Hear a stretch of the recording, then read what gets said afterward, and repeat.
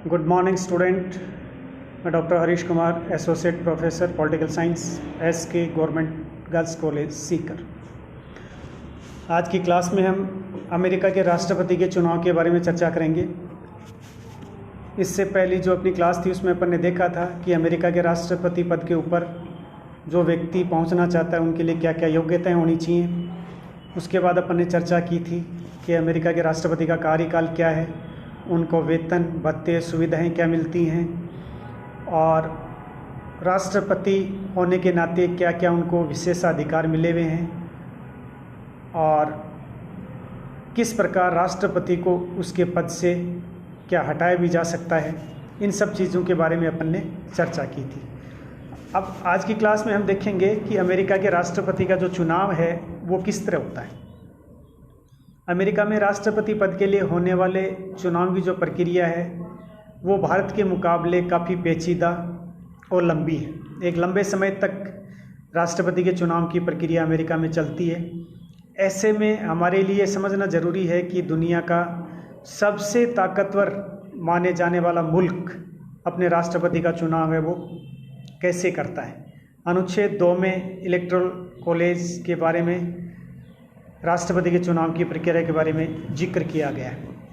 इस पूरे प्रोसेस को अपन 6-7 पॉइंट के द्वारा समझने का प्रयास करेंगे क्योंकि राष्ट्रपति के चुनाव की प्रक्रिया वो काफ़ी लंबी है।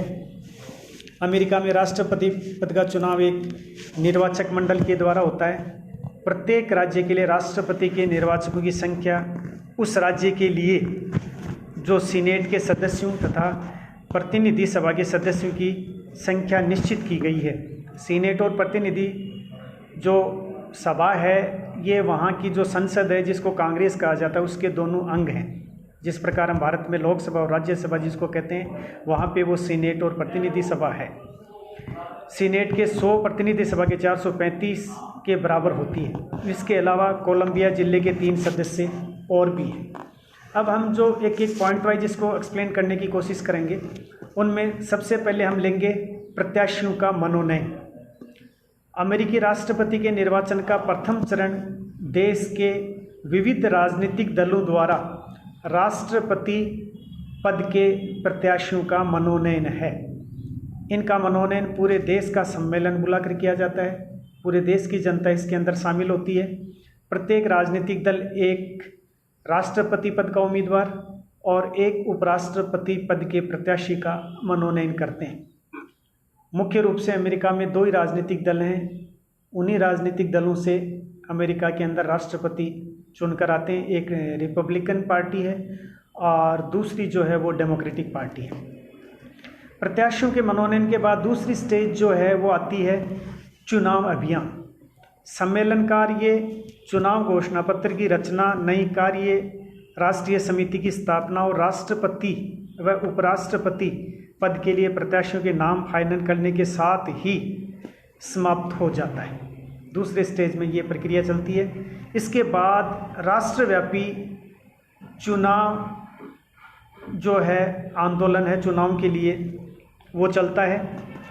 उम्मीदवार चुनाव के लिए रेडियो का सहारा लेते हैं, टेलीविज़न का सहारा लेते हैं। इनके माध्यम से वो जनता को संबोधित करते हैं और अपने अपने राजनीतिक दलों के जो कार्यक्रम हैं और अपने अपने राजनीतिक दलों की जो नीतियां हैं, यानी कि वो आने वाले 4 साल में, क्योंकि अमेरिका के अंदर राष्ट्रपति का जो कार्यकाल है वो 4 वर्ष है, तो उस दौरान वो किस किस तरह की देश के लिए नीतियों का निर्माण करेंगे और किस किस तरह कार्यक्रम बनाएंगे, उनको किस किस तरह अप्लाई करेंगे और जनता के हित में और राष्ट्र के लिए वो किस किस तरह कार्यक्रम करेंगे। इन सब चीज़ों के बारे में वो देश की जनता को अवगत कराते हैं और अपनी तरफ उनको खींचने का प्रयास करते हैं।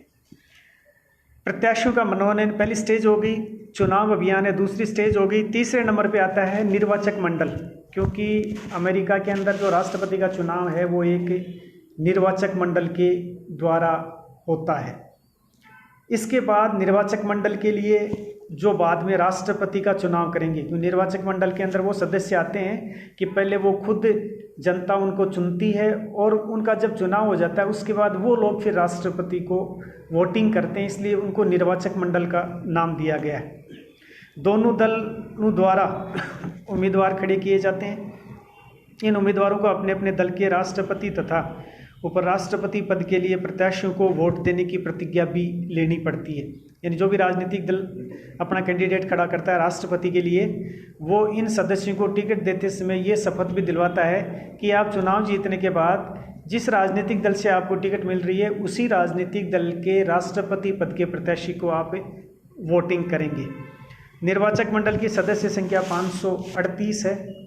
निर्वाचक मंडल के सदस्यों का चुनाव अमेरिकी जनता करती है। पहले जनता इनको वोट देती है, ये जब इनका चुनाव हो जाता है फिर ये राष्ट्रपति को वोटिंग करते हैं।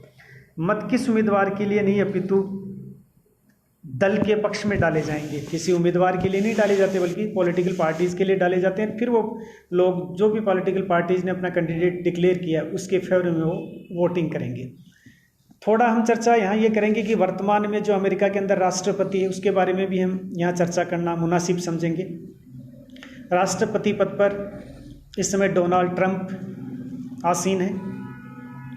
नवंबर 2016 में अमेरिका में राष्ट्रपति चुनाव संपन्न हुए थे, जिसमें रिपब्लिकन पार्टी के कैंडिडेट थे डोनाल्ड ट्रंप, और जो डेमोक्रेटिक प्रत्याशी थी वो थी हिलेरी क्लिंटन।